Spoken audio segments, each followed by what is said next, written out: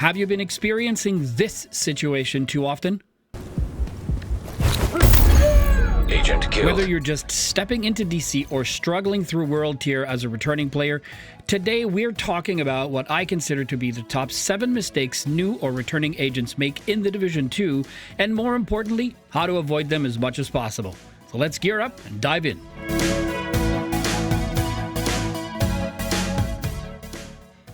Alright, let's kick things off with the first and most common mistake I see new agents make in the Division 2. Number 1, focusing only on gear score. It's tempting to think bigger number equals better gear, especially when you're constantly finding new gear and upgrading. But in the Division 2, gear score doesn't tell the full story. A higher gear score item might have terrible stats for your playstyle, whilst a lower piece could have exactly the bonus you need. So how do you avoid it? You look at the core attributes. Things like weapon damage, critical hit chance, armor regeneration, or skill damage. Also pay attention to the talents. These passive perks can completely change your combat effectiveness, especially when paired with your build.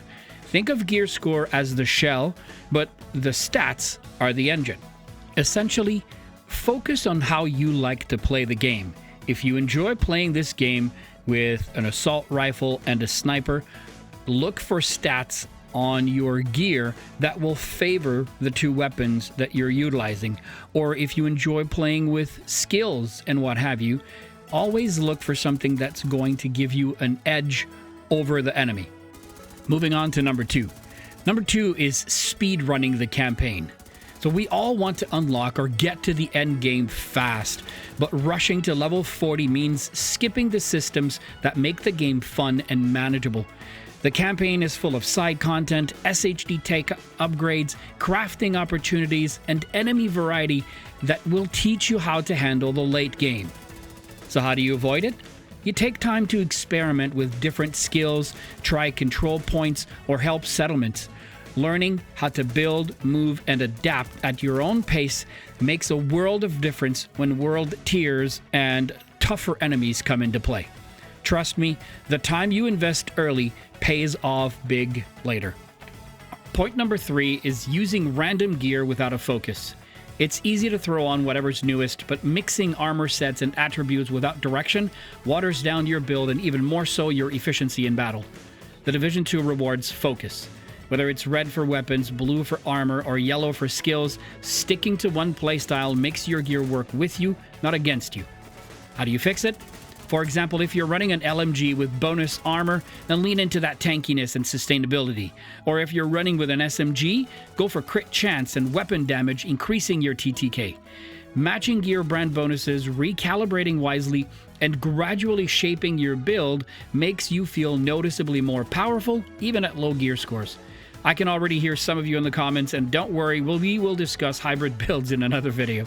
Just remember, we are helping new or returning agents avoid early mistakes. All right, moving quickly. Number 4 is ignoring the cover system. The Division 2 is not Call of Duty. It's a cover-based tactical shooter, and the enemy AI will punish you hard if you try to face tank your way through fights. Enemies flank, suppress, and throw grenades. Not staying behind cover isn't just suggested, it's essential. Don't get me wrong, some builds can let you face tank your way through fights, but not in the early game. How do you fix it? Well, practice snapping from cover to cover, or moving laterally and using your minimap to track flanks. Even just holding one angle and letting your turret or teammates do the work can be a game changer. Once cover becomes second nature, your survival rate skyrockets, especially on harder difficulties. Number 5 is soloing everything. The game can absolutely be played solo, and that's a great way to learn. I mean, I absolutely get it. I'm a lone wolf type of player myself, but as you hit harder content, matchmaking and playing with others can dramatically improve your experience. How do you fix it? You don't need to be in voice chat or join a sweaty clan. Just hitting that matchmake button can make faster clears, more loot, quicker revives, and even inspiration for your build. And if you do find a group or a clan, even better. Some of the best learning in the Division 2 comes from seeing how others handle a fight. I was very guilty of that when I started. Only 2 more points to go. Number 6, underestimating skill builds. A lot of players skip skill builds in the early game because they seem underpowered or boring, but they are extremely effective for up to challenging difficulty, especially if you like playing tactical, solo, or you just want to clear content without stressing. How do you fix it? At skill tier 6, something like an assault turret or striker drone becomes a major damage dealer. You stay in cover and your gadgets wipe out enemies from a distance. Pair this with the right gear, like Impress International, Wyvern, or Hana U, and you've got a build that can solo bounties, missions, and control points reliably with minimal risk. It's what I call a quick start loadout. Easy to assemble, super forgiving, and way more fun than people think once you see how much damage it puts out. We've reached our final point. Number 7, spending credits or crafting early. One of the most common traps new players fall into is buying or crafting gear before level 30, or if you want, before getting to the Warlords of New York expansion. Vendors are tempting and crafting seems helpful, but 90% of that gear becomes obsolete fast as you level up. How do you fix it? Instead, save your credits, keep your crafting materials stocked, and wait until you're near level 30 or into world tiers. At level 30, your item level is replaced by the gear score system, which is based on the power and quality of your equipped items. To increase your gear score, you need to find better gear by completing in-game activities. This is the moment when gear starts to scale properly, and crafting really matters. You'll thank yourself when you're not scrambling for resources later on. So there you have it. These were my top 7 mistakes new players make in the Division 2. At the end of the day, we all start somewhere, and nobody gets everything right from the jump.